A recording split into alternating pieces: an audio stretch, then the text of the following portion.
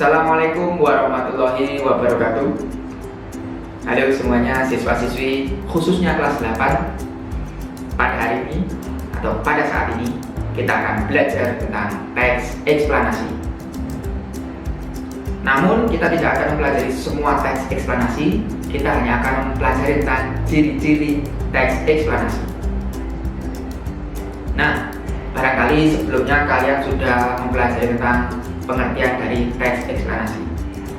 Nah, Agam sudah menyampaikan bahwa teks eksplanasi itu memiliki sebuah kata kunci yang harus kalian pahami, yaitu teks eksplanasi itu bercerita tentang proses, ya, entah proses peristiwa alam, peristiwa sosial, maupun peristiwa lainnya. Itu namanya teks eksplanasi. Oke, kita sudah bahas dan kita akan melanjutkan ke ciri-ciri teks eksplanasi. Jadi dalam sebuah teks itu ada ciri-cirinya atau ada penandanya, biar kalian bisa tahu, yang baca bisa tahu mana teks deskripsi, mana teks eksposisi, mana teks persuasi, dan mana teks eksplanasi. Dan teks eksplanasi sendiri itu punya ciri-ciri ya, yang berbeda dengan teks lainnya. Nah, ciri apa yang pertama? Yang pertama, ciri teks eksplanasi adalah menggunakan kalimat berupa fakta. Nah, apa itu kalimat fakta? Apa fakta? Tahu? Ya, betul. Saya dengar suara kalian. Jadi kalimat fakta adalah kalimat yang memuat data berupa kenyataan atau nyata. Nah, dari mana data itu? Data itu diperoleh dari hasil penelitian atau bisa juga dari pendapat ahli. Itu dikatakan sebagai kalimat fakta.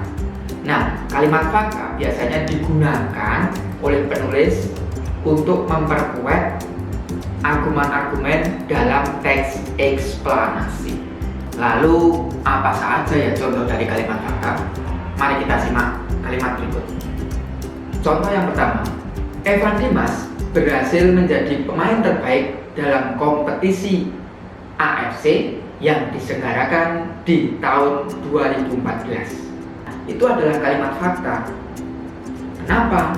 Karena kalimat itu disampaikan dari peristiwa atau kejadian yang benar-benar terjadi dan ada datanya yang bisa dipertanggungjawabkan. Itu adalah kalimat fakta.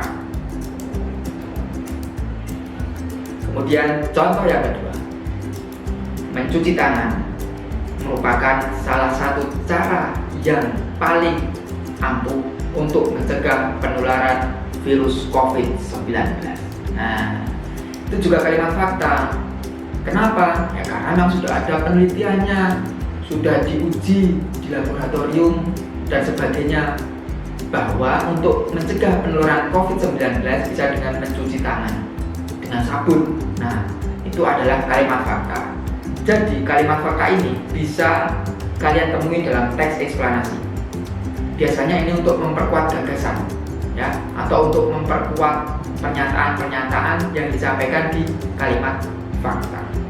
Itu adalah ciri kalimat fakta yang pertama, yaitu memuat kalimat berupa fakta. Kemudian ciri yang kedua adalah menggunakan kalimat berpola kronologis. Apa itu kronologis? Ada yang tahu? Ya, kronologis adalah sebuah kalimat yang di dalamnya memuat peristiwa secara urut. Ada tahapan-tahapannya. Setelah melakukan ini, kemudian melakukan itu. Ini namanya kronologis. Simak contoh berikut ini. Biasanya kakak pergi ke sekolah setelah sarapan. Itu adalah contoh kalimat yang kronologis. Kenapa kronologis? Nah, karena di situ ada peristiwa, ada dua peristiwa.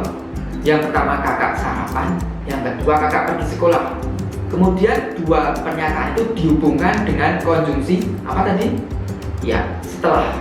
Jadi setelah kakak sarapan dulu, terus kemudian pergi ke sekolah. Itu adalah kronologis yang pertama. Kemudian kronologis yang kedua, adik mencuci tangan sebelum makan bersama kakaknya. Nah, ini juga kronologis. Kalau yang pertama tadi contohnya konjungsi terletak di depan atau di awal kalimat. Nah, contoh yang kedua ini konjungsi berada di tengah kalimat. Bisa saja. Jadi konjungsi bisa di awal kalimat atau bisa di tengah kalimat. Nah, kalimat yang kedua ini konjungsinya apa? Kalian tahu tidak?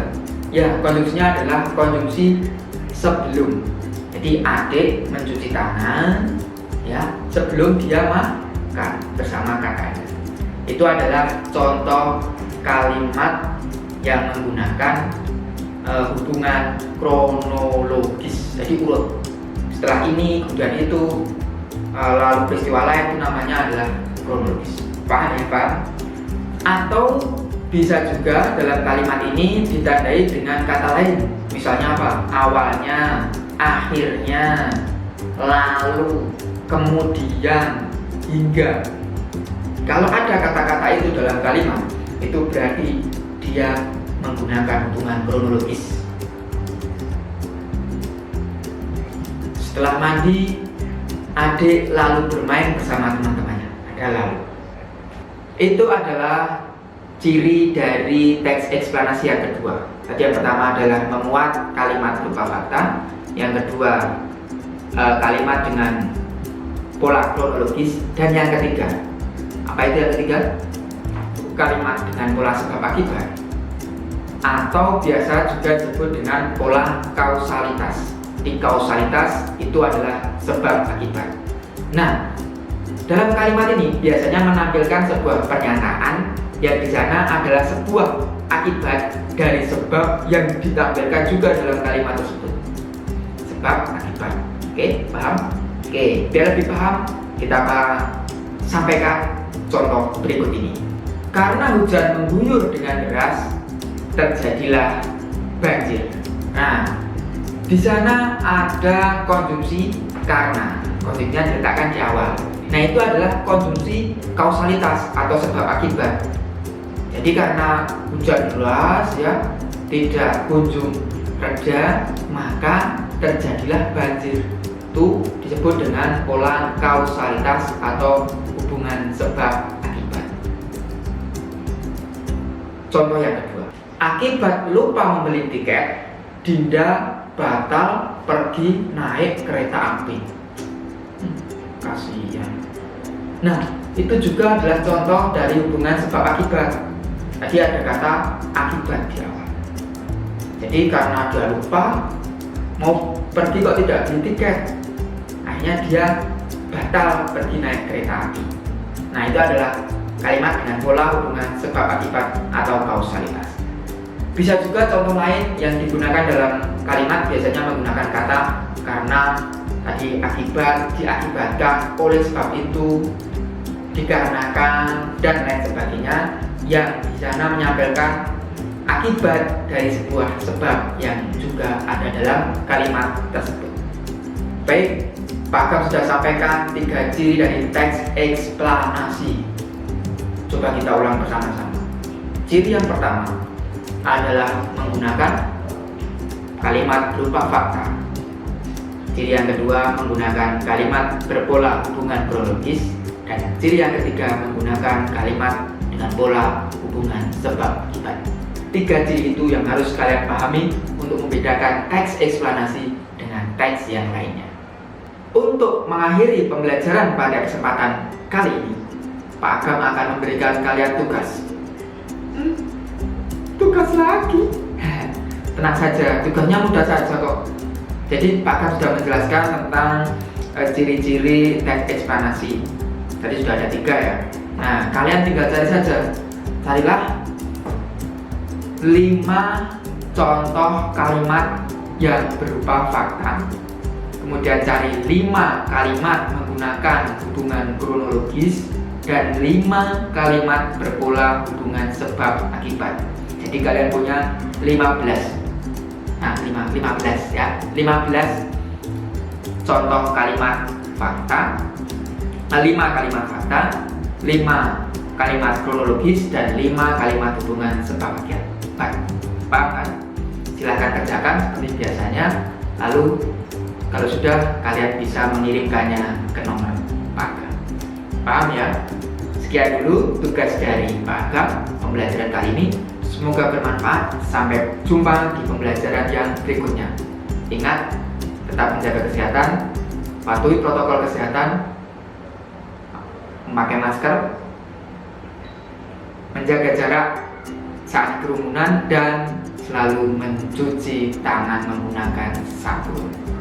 Sekian, wassalamualaikum warahmatullahi wabarakatuh. Aduh, hujan.